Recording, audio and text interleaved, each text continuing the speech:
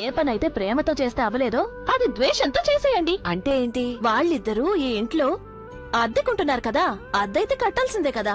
ఇక 2 రోజుల్లో వాళ్ళు మీకు అద్దెవ్వాలని మీరు వాళ్ళకి చెప్పేయండి. మీరన్నారు కదా చిన్నమ్మకి కాస్త కోపం ఎక్కువ అని. ఇక తనిక్కడ ఉండకుండా 1 రోజుల అద్దె ఖచ్చితంగా ఇవ్వదు, అవునా? పైగా పెద్దమ్మాయికి ఉద్యోగం వచ్చింది, అందుకే వాళ్ళ దగ్గర డబ్బులు కూడా లేవు. నెల చివర్లోనే కదా అద్దెవ్వడం కుదురుతుంది. అప్పుడు మీరు వాళ్ళకి చెప్పండి 1 రోజులు ఉండండి, అద్దెవ్వండి, తర్వాత వెళ్ళండని. ఈ 1 రోజుల్లో మీరు వాళ్లతో ఉన్న బంధాన్ని బలపరచుకోండి, దృఢంగా మార్చుకోండి, సరేనా? అలాగే. భలే చెప్పావు ప్రజ్ఞ. నాకు ముందే తెలుసు నువ్వు చాలా తెలివైన దానివని. నేను ఎప్పుడు ఏ సమస్యల్లో ఉన్నా కూడా నువ్వు నన్ను బయట పడేస్తావు. ఇప్పుడు ఈ సమస్య తీరిపోయింది కాబట్టి ఇక నేను వెళ్తాను. అలా ఎలా వెళ్తావు? నేను పాయసం తయారు చేశాను, ఏమీ తినకుండానే ఇక్కడి నుంచి వెళ్ళిపోతావా? ఒక్క నిమిషం ఉండు, నేను పాయసం తీసుకొస్తాను.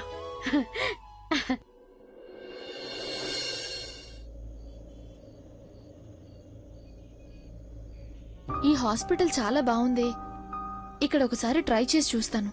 ఏదైనా మామూలు ట్రైనీ జాబ్ దొరికినా పర్వాలేదు.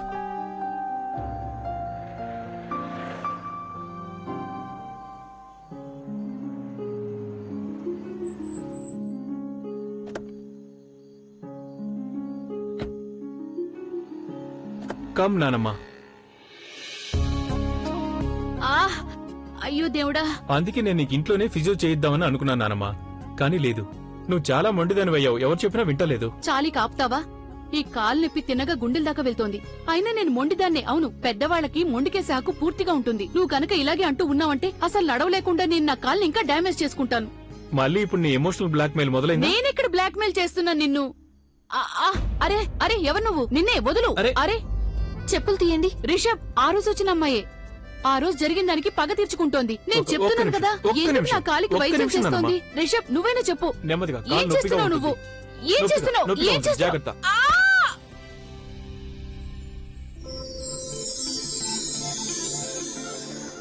ఇప్పుడు మీరు మీ చెప్పులు వేసుకోండి.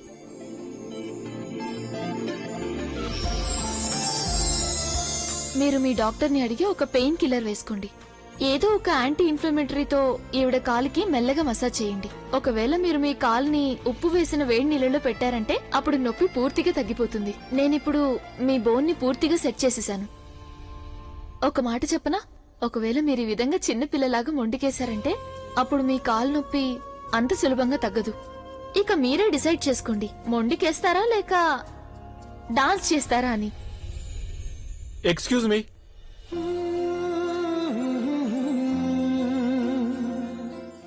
ఈ రోజు ఉదయం ఇంట్లో మీకు ఏదైతే జరిగిందో దానికి I'm really sorry. It's okay. Rishabh నా పేరు. మిస్టర్ రిషబ్. ఒకవేళ మీకు అభ్యంతరం లేకపోతే ఈ రోజు ఉదయం ఏ జాబ్ కోసమైతే మీరు మా ఇంటికి వచ్చారో ఆ జాబ్ ని యాక్సెప్ట్ చేయండి. కానీ మీ ఇంట్లో వాళ్ళందరూ కూడా. మీరు వాళ్ళందరి గురించి ఆలోచించకండి. ఇప్పుడు మీకు వ్యతిరేకంగా నేను ఒక్క మాట కూడా వెందల్చుకోవటం లేదు.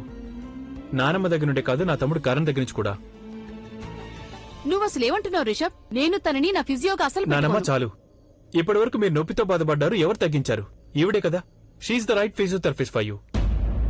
తన గురించి అభి చెప్పిందంతా నిజమే నానమ్మా. సరేలే, అభి తనని పంపించాడు కదా, తను నాకు సూపర్ స్టార్ కదా, అందుకనే తన కోసం నేను అమ్మాయికి అవకాశం ఇస్తున్నాను. But only 1 chance. నేను తనలో ఉన్న టాలెంట్ ని చూశాను. తనకి సెకండ్ ఛాన్స్ తీసుకునే అవకాశమే రాదు. మీరు రేపటి నుంచి రావచ్చు.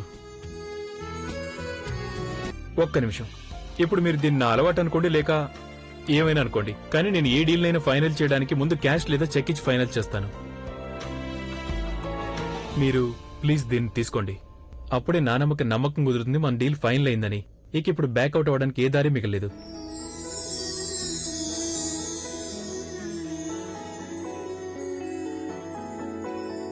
సరే అయితే రేపు ఉదయం మనం మా ఇంట్లో కలుద్దాం. Okay. All the best. Thank you.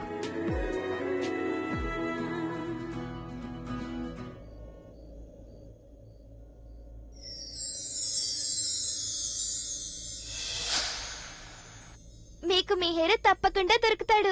మీరు తనకి ఈ బెలూన్లను తప్పకుండా ఇవ్వండి. అతను మీకు ఎప్పటికీ బానిసలా ఉండిపోతాడు. ఈ బెలూన్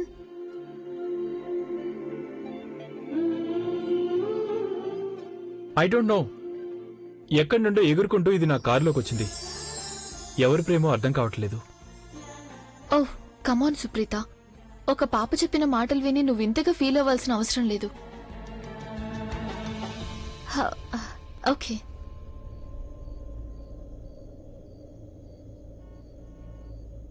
అవసరానికి మించిన తెలివితేటలున్న ఈ అమ్మాయికి నేను తనని మా ఇంటి నుంచి పంపించడానికి ఏదో ఒక దారి వెతికి తీరాల్సిందే. కానీ ఆ కరణ్ నన్ను బెదిరించి వెళ్ళాడు కదా వాళ్ళ ఇంట్లో మళ్ళీ కనిపించకూడదని. ఇప్పుడు ఏం చేస్తాడు ఆ స్టూపిడ్ కరణ్? రేపు ఉదయం నన్ను చూడగానే తనకి షాక్ తగులుతుంది. సైకో అన్నాడు కదా నన్ను. తన పొగరంతా అణిచేయలేదంటే నా పేరు అసలు సుప్రీతనే కాదు. సరళా, మన ప్రజ్ఞ చాలా మారిపోయిందని నీకేం అనిపించడం లేదా? చూడు, తన బట్టలు, మాట్లాడే పద్ధతి అన్నీ మారిపోయాయి. అత్తయ్య, అదేంటంటే తను నీళ్లలో కొట్టుకుని చాలా దూరం వెళ్లిపోయింది. అందుకని తను ఎవరి మధ్య అయితే ఉందో వాళ్ళ భాష వేరుగా ఉంటుంది, డ్రెస్సింగ్ వేరుగా ఉంటుంది. అందుకే మీకు తను విచిత్రంగా అనిపిస్తుంటుంది. సరిగ్గా చూడండి, తను మన అమ్మాయి ప్రజ్ఞే, ఇంకెవరో కాదత్తయ్య. సరే, నేను వెళ్లి గిన్నె తీసుకొస్తాను. తనకి పాయసం ఇవ్వాలి కదా, లేకపోతే చెప్ప పెట్టకుండా వెళ్లిపోతుంది.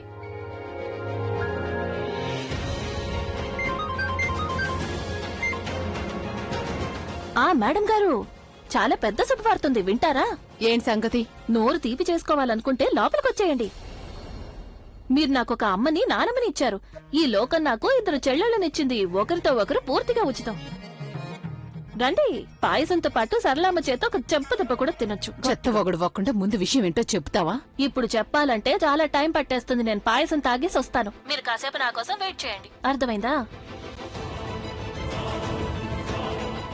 ఈ నకిలీ ప్రజ్ఞ నాకు అసలు ప్రజ్ఞ కంటే పెద్ద సమస్యగా మారుతుంది. I hate her.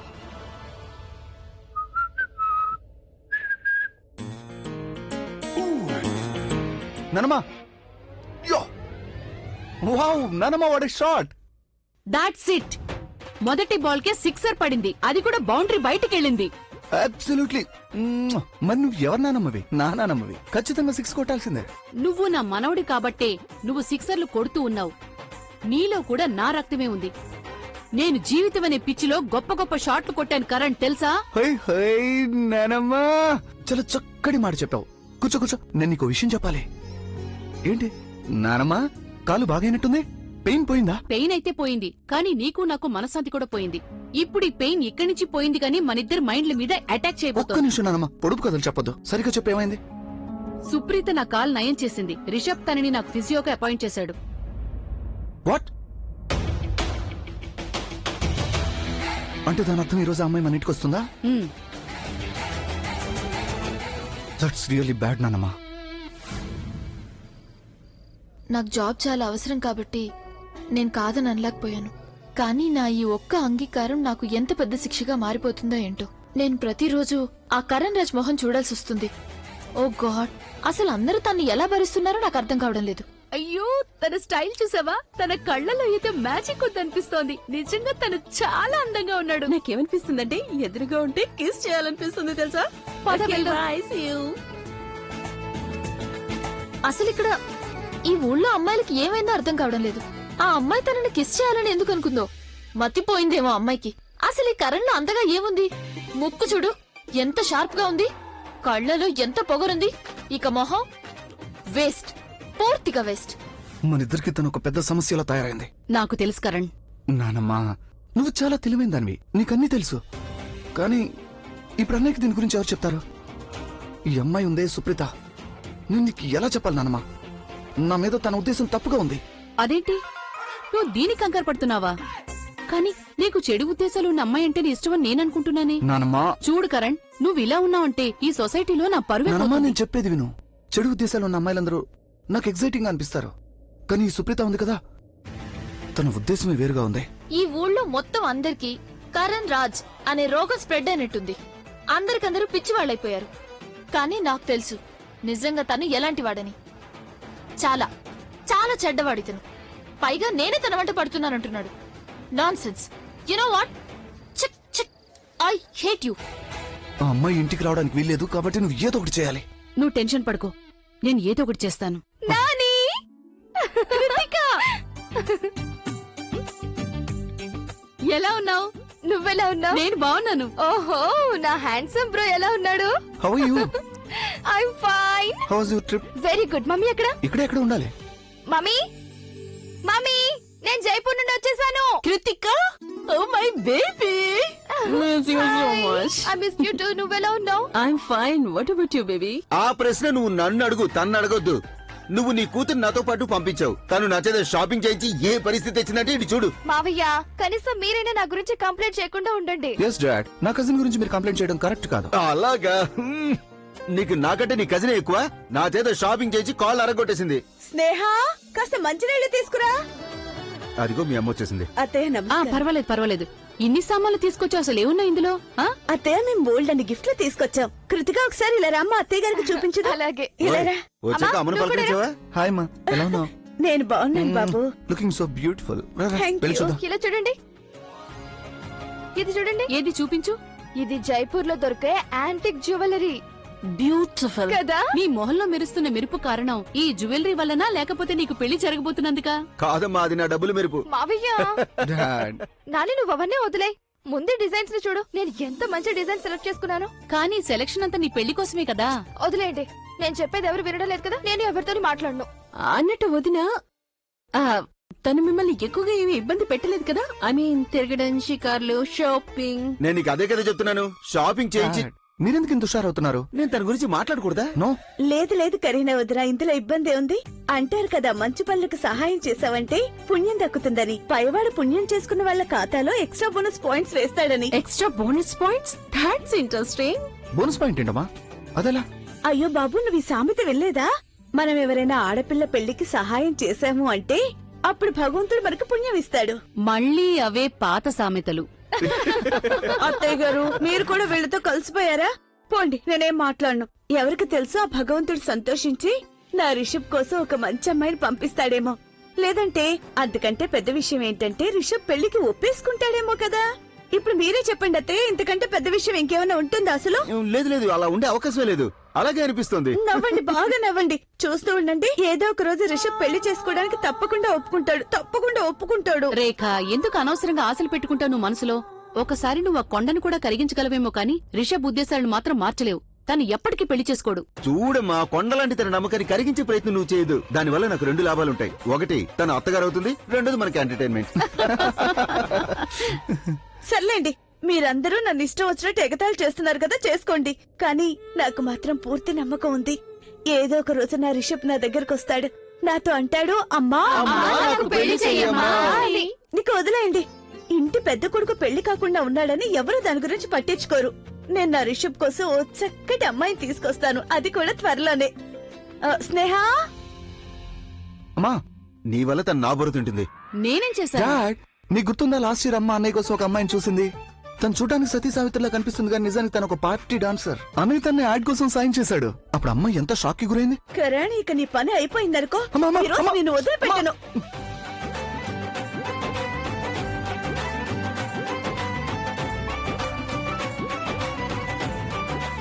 సిగ్గులేదు నీకు? మీ నాన్న వైపు మాట్లాడతావా? నిన్ను? నాకు ఇప్పటికే చాలా లేట్ అయిపోయింది. నేను బయలుదేరాలి. Bye bye bye bye bye bye daddy. Bye నానమ్మా. ఎక్కడికి వెళ్తున్నావు? సుప్రీత సంగతి ఏంటి? నువ్వు కంగారు పడకనానమ్మా, అంతా నేను చూసుకుంటాను.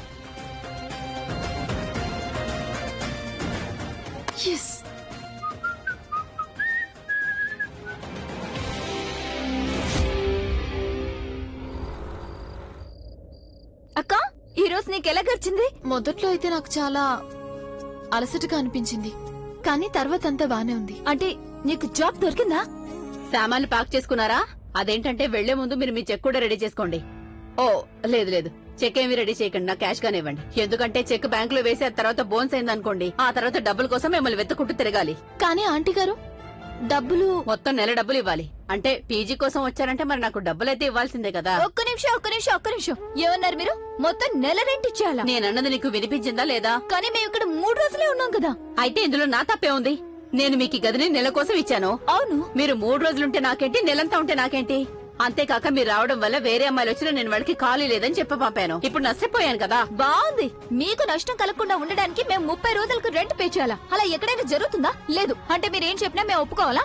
మీ చేతిలో మొత్తం 4 రోజులు రెంట్ పెట్టేయాలి ఇప్పుడు. చూడు మేము ఈ ఊరికి కొత్త అయి ఉండొచ్చు, కానీ మీ ఇద్దరు అంత ముద్దులో ఏం కాదు. మీరు ఏదైతే చెప్పాలో అది మీరు చెప్పేశారు. ఇప్పుడు మేం చెప్పేది మీరు వినండి. ఒకవేళ మేము 30 రోజులకి రెంట్ పే చేయాలంటే అప్పుడు మేము ఇక్కడ పూర్తిగా 30 రోజులు ఉంటాం. మీరు మమ్మల్ని ఎంతగా ఇబ్బంది పెట్టినా సరే, మమ్మల్ని ప్రతిరోజు విసిగించినా సరే మేము ఇక్కడే ఉంటాం. ఒక్క అంగుళం కూడా కథలో 4 రోజుల వరకు. అయితే ఉండండి. ఏంటి ఉండాలా? ఉండండి. అక్క ఇవిడికేమైనా మతిపోయిందా? అక్క నువ్వు విన్నావు కదా, మాట్లాడవేంటి? అయితే మంచిదేగా. ప్రజ్ఞ నాకు అతిపెద్ద సమస్యను తీర్చేసింది. లేకపోతే ఎంతో కంగారు పడిపోయాను. దీన్ని పరిష్కరించడం నాకైతే సాధ్యమయ్యేది కాదు. కానీ ఇప్పుడు అంతా సర్దుకుంది. నా పిల్లలు ఇక నా దగ్గరే ఉంటారు. భగవంతుడా, నిజంగా నువ్వు నా మొర ఆలకించావు. అక్క ఏదో గందరగోళం ఉందక్క. ఈ ఆంటీ మనకి బల వేస్తుంది అనిపిస్తుంది. మనం ఇక్కడి నుంచి వెళ్లాలని ఆవిడ కోరుకోవడం లేదు. అందుకని అంత సులభంగా చెప్పేసింది సరే ఉండండి అని. ఉన్నట్టుండి ఎందుకు ఉండమని చెప్పి వెళ్ళింది? ఇదంతా కూడా నీ మైండ్ ఆడుతున్న ఆట. ఒకవేళ ఆంటీ చెప్పారనుకో సామాన్లు ప్యాక్ చేసుకుని వెళ్ళండి అని, అప్పుడు కూడా నువ్వు తిట్టేదానివి కదా. ఇప్పుడు రెంట్ కారణంగా మనకి 4 రోజులు చోటు దొరికింది. మంచి విషయమేగా. ఇది కూడా నీకు గందరగోళం అనిపిస్తోందా? ఎక్కువ ఆలోచించుకు. జరిగిందంతా మన మంచికే. సరే ఓకే, ఆలోచించంలే. ఇప్పుడు నువ్వు ఈ బట్టలన్నీ ఎందుకు తీస్తున్నావు? రేపు ఉదయానికి కావాలి. ఉదయాన్నే టైం వేస్ట్ చేయడం కుదరదు కదా. నేను బస్ గురించి కూడా కనుక్కున్నాను. గంటకు ఒక బస్ మాత్రమే ఉందట. మొదటి రోజు జాబ్ కి లేట్ గా వెళ్ళామంటే బాగోదు. ఏంటి నీకు జాబ్ దొరికిందా అక్క? ఎప్పుడు, ఎక్కడ, ఎలా? నీకిదే చెప్పాలనుకున్నాను. అంతలో ఆంటీ గారు వచ్చారు. I'm so happy for you అక్క. ఇంతకీ ఏ హాస్పిటల్లో? హాస్పిటల్లో దొరకలేదు. అది కరణ్ ఉన్నాడు కదా, వాళ్ళ నానమ్మకి ఫిజియోగా అపాయింట్ చేశారు నన్ను. కరణ్ నానమ్మకి ఫిజియో? ఓకే, నాకు వేరే ఏదైనా ఆప్షన్ ఉండుంటే అప్పుడు ఈ జాబ్ కి నేను వెళ్లేదాన్ని కాదు. ఎందుకంటే ఆ కరణ్ మొహం చూడడం నాకు అస్సలు ఇష్టం లేదు. నువ్వింకా కరణ్ గురించే మాట్లాడుతున్నావా? ఈ ఊర్లో చాలా మంది కరణ్లు ఉన్నారు. ఏ కరణ్ గురించి మాట్లాడుతున్నావు? ఆ స్టూపిడ్ కరణ్ రాజ్. ఇంకెవరు? నీకు కరణ్ రాజ్ ఇంట్లో జాబ్ దొరికిందా? ఎవరి మొహం చూడడానికి వేల మంది చూస్తుంటారు, నీకు ఆ మొహం చూడడం ఇష్టం లేదా? అక్క అలా ఆలోచించుకు పాపం తగులుతుందక్క. పాపం. ఆ కరణ్ ఏమైనా దేవుడా ఏంటి చెప్పు? అవునక్క, కొట్టుకునే గుండెల్లో తను భగవంతుడు. తను కరణ్ రాజ్ అక్క, కరణ్ రాజ్. అంటే దీనర్థం అక్క మనసులో ప్రేమ మొదలైంది. అబ్బా, ప్రేమ? అది కూడా ఆ కరణ్ రాజ్ ని. అతనికి అసలు క్యారెక్టర్ లేదు తెలుసా? నాకు ఈ జాబ్ తన పెద్దన్నయ్య రిషబ్ కారణంగా వచ్చింది. తను చాలా మంచివాడు, బాగా మాట్లాడతాడు, అలాగే మంచి మేనర్స్ కూడా ఉంది. అయితే ఒకటి ఖాయం అయిపోయింది. నీకు నాకు మధ్యలో ఒక డీల్ కుదుర్చుకుందాం. నువ్వున్నావు కదా, తన అన్నయ్య రిషబ్ ఉన్నాడు కదా, నువ్వు నీకోసం అతన్ని ఫైనల్ చేసుకో. ఇక తమ్ముడు మనసుని నేను దొంగిలిస్తాను. పెద్దన్నయ్య నీకు, చిన్న తమ్ముడేమో నాకు. ఆ తర్వాత ఒకేసారి మనం ఆ ఇంటికి వెళ్ళొచ్చు. అదే ఏమంటారు దాన్ని, తోడి కోడలు, ఆ టైప్ లో. ఇది చాలా బాగుంటుంది కదా. సృష్టి, నువ్వు నీ డ్రీమ్ ల్యాండ్ నుండి బయటకు రా. నేను అక్కడికి జాబ్ చేయడానికి వెళ్తున్నాను, పెళ్లి చేసుకోవడానికి కాదు. అండ్ అలాగే నాకు వాళ్ళిద్దరిలో ఎవరి మీద ఎలాంటి ఇంట్రెస్ట్ లేదు. ఓకే, అర్థమైందక్క. నీకైతే ఇంట్రెస్ట్ లేకపోవచ్చు. ఒకవేళ వాళ్ళిద్దరు నీ మీద మనసు పడ్డారంటే ఓకే రాధా, ఇద్దరు కృష్ణులు. లే ఇక్కడ నుండి. It's impossible. సరే అక్క, నేను చెప్పేది కాస్త వినొచ్చు కదా. అప్పుడప్పుడు ఇంపాసిబుల్ కూడా పాసిబుల్ అయిపోతుంది.